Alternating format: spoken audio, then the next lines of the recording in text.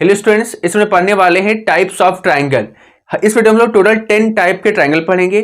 हर एक ट्रायंगल की प्रॉपर्टीज क्या होंगी, उनसे रिलेटेड जो भी फॉर्मूले हैं उन फॉर्मूलों को हम लोग पढ़ेंगे। और जो ट्रायंगल है वो किस बेस पे कितने ट्रायंगल होते हैं वो भी हम लोग पढ़ने वाले हैं। जैसे कि साइड पे बेस 3 टाइप के ट्रायंगल होते हैं, एंगल पे बेस 3 टाइप के ट्रायंगल होते हैं और साइड और एंगल पे बेस 4 टाइप के ट्रायंगल होते हैं। तो इन टोटल 10 टाइप के ट्रायंगल हम लोग पढ़ने वाले हैं। तो सबसे पहले हम लोग पढ़ेंगे जो साइड पे बेस ट्रायंगल है वो पढ़ेंगे।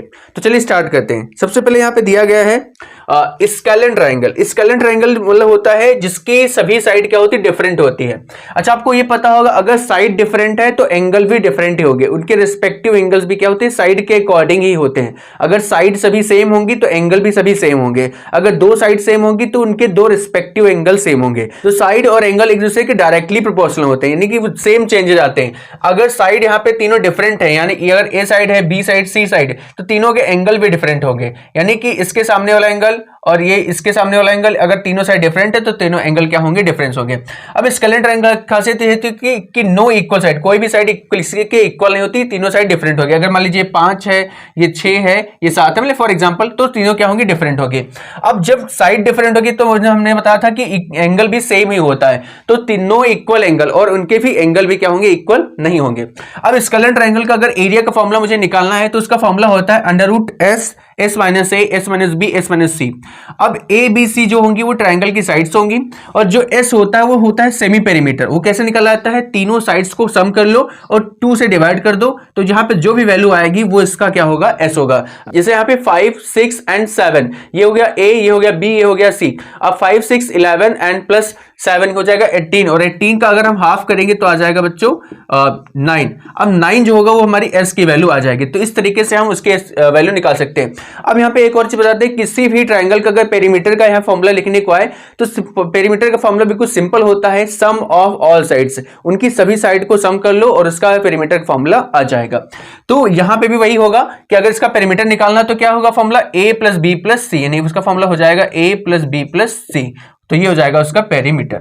नेक्स्ट हम लोग बात करते हैं आइसोसेलेस ट्रायंगल। आइसोसेलेस ट्रायंगल का जो खासियत होती है क्या होती है, 2 इक्वल साइड्स, उसकी 2 साइड्स इक्वल। जैसे यहाँ पे ये ट्रायंगल है तो ये 2 साइड्स क्या है, इक्वल है, और ये इनसे जो ये वाली साइड है वो इन दोनों से क्या है, डिफरेंट है। वो छोटी हो सकती है, बड़ी हो सकती है, कुछ भी हो सकता है, ठीक है। ये 2 साइड्स क्या है, इक्वल है। सेकंड जो प्रॉपर्टी होती है, equal sides respective angle equal, यानी कि जो साइड्स इक्वल है उनके रिस्पेक्टिव एंगल, यानी ये दो अगर साइड्स इक्वल है तो इसका रिस्पेक्टिव एंगल ये और इसका रिस्पेक्टिव एंगल ये, तो ये दोनों एंगल भी बराबर होंगे।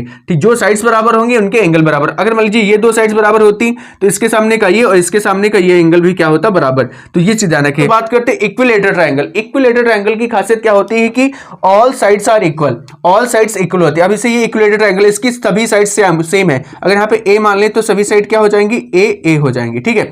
अब हमने कहा था कि जो जैसा साइड होगा वैसा ही एंगल होगा। अगर सारे साइड्स इक्वल हैं तो ऑल एंगल्स आर सेम, उनके एंगल भी सब सेम होंगे। अब जैसा कि हम जानते हैं कि ट्रायंगल के अगर तीनों एंगल्स का सम करें तो कितना आता है, 180। अगर तीनों सेम है तो कितने कितने डिग्री के होंगे, 60 डिग्री के होंगे। अब यहाँ पे तीनों जो एंगल होंगे, अगर पूछा है कि इक्विलेटरल ट्रायंगल के सभी एंगल्स कितने डिग्री के होते हैं तो वो 60 डिग्री के होते हैं, क्योंकि तीनों सेम होते हैं और सबको जोड़ा कितना आएगा, 180 डिग्री, क्योंकि ट्रायंगल के तीनों एंगल्स का सम कितना होता है, 180 डिग्री होता है।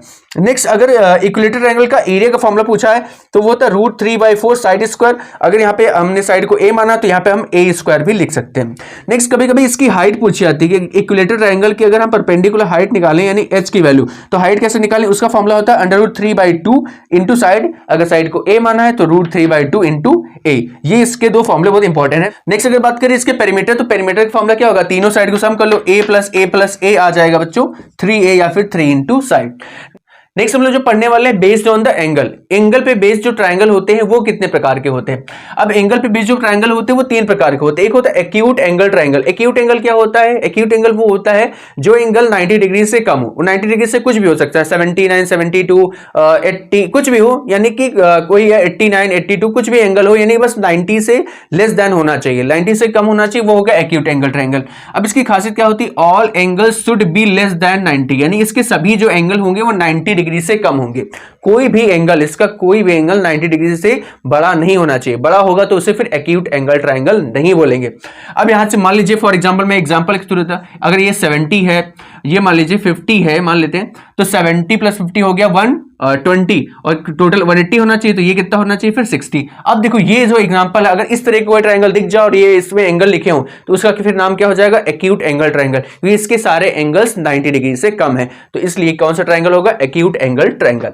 नेक्स्ट हम लोग बात करते हैं right angle triangle. Right angle triangle की खासियत क्या होती है कि नाम भी उसी के अकॉर्डिंग पढ़ा है, जैसे कि एंगल पे बेस ही तो पढ़ा है, सारे एक्यूट एंगल होंगे। जैसे यहां पे क्या है, राइट एंगल, यहां पे सारे राइट एंगल नहीं होंगे, ध्यान रखना, सारे यहां पे राइट एंगल नहीं होंगे, क्योंकि सारे अगर राइट एंगल हो जाएंगे तो ट्रायंगल के तीनों एंगल का सम 270 आएगा। ठीक है, कितना आएगा 270, लेकिन होता कितना है 180 होता है, तो ऐसा हो नहीं सकता है। तो क्या होगा, वन एंगल शुड बी 90, यानी कि उसका कोई भी एक एंगल 90 डिग्री का होना चाहिए, बाकी कुछ भी हो लेकिन एक एंगल सिर्फ उसमें 90 डिग्री का होगा, तभी हम उसको राइट एंगल ट्रायंगल बोलेंगे। अगर एक भी एंगल 90 डिग्री का नहीं है तो उसे हम राइट एंगल ट्रायंगल नहीं बोलेंगे। अब इसे यहाँ पे एक एंगल यहाँ पे 90 डिग्री बना हुआ है, तो इसे क्या बोलेंगे, राइट एंगल ट्रायंगल। अब ये कुछ भी हो, इनसे कोई मैटर नहीं करता। नेक्स्ट अगर बात करें इसका एरिया फॉर्मूला, इसका एरिया फॉर्मूला होता है 1/2 बेस इंटू परपेंडिकुलर हाइट। अगर ये बेस बी है और हाइट को अगर एच मान ले तो यहाँ फॉर्मूला क्या बन जाएगा, 1/2 इंटू बी इंटू एच। तो इस हिसाब से फॉर्मूला हम लिख सकते हैं।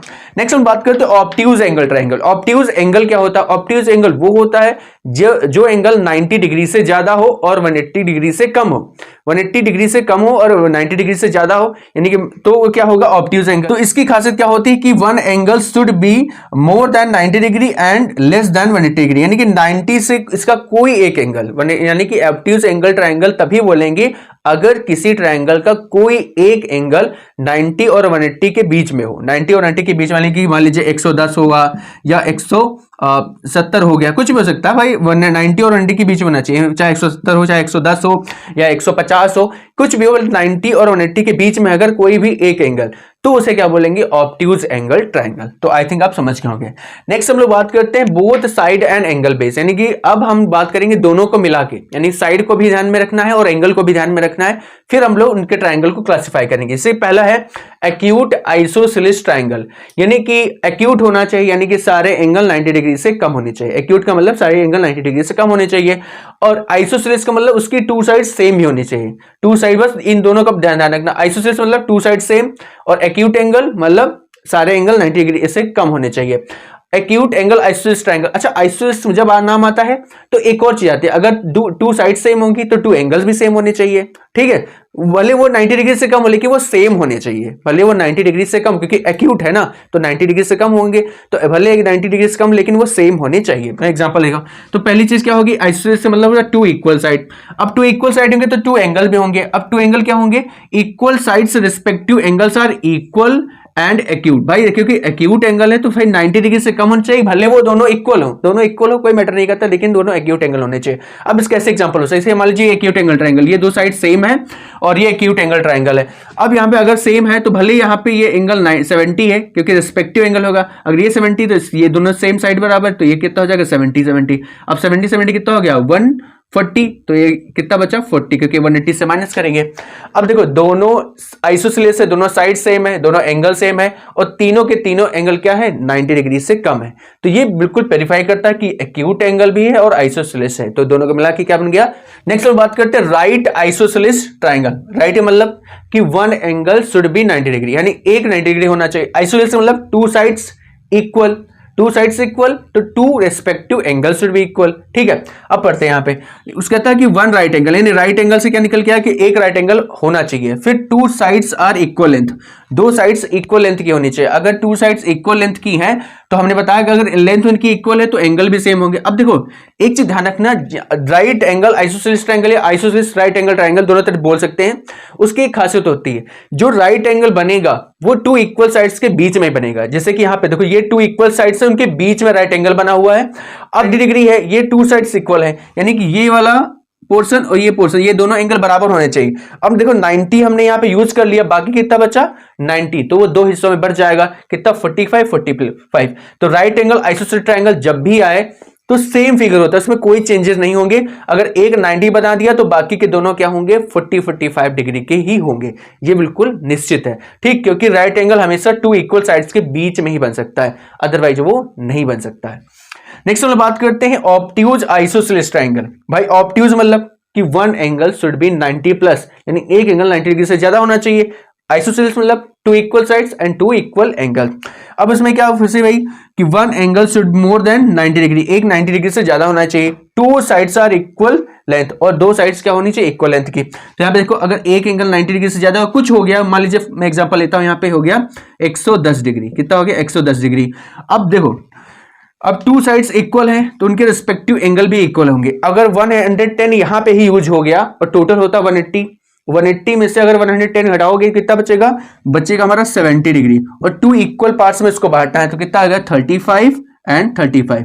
मैं यहाँ पे एग्जांपल के थ्रू समझा रहा हूं, वो एंगल कुछ भी हो सकते हैं। ओके, अगर मान लीजिए 170 हो गया, अगर मान लीजिए यहाँ पे 170 हो गया ऑब्ट्यूज एंगल, तो कितना बचा 180 से माइनस 170, ओनली 10 डिग्री, और 10 डिग्री को दो हिस्सों में बांटना बराबर बराबर, क्योंकि भाई आइसोसेलेस ट्रायंगल है, तो कितना आएगा 5 और 5 यानी 5 डिग्री के दोनों एंगल आएंगे।